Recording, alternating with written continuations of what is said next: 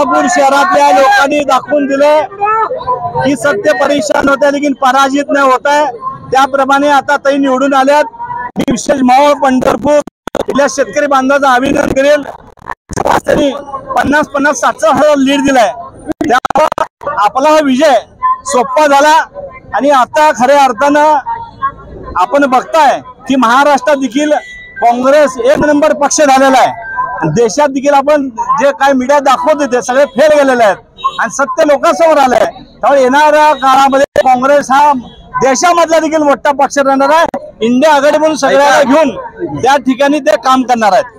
आने वाले समय में परिणीति शिंदे यहाँ से खासदार रहेगी तो सोलापुर मध्य विधानसभा से चेतन नरोटे एमएलए के लिए ठहरेंगे। नाही हे बघा जे हायकमांड सांगेल ते मी ऐकत असतो। त्यांचं जे आहे त्यांनी मध्यला सांगू ते मध्यला, दक्षिणला सांगू दक्षिणला, जे त्यांनी निर्णय देईल ते मला मान्य राहणार आहे।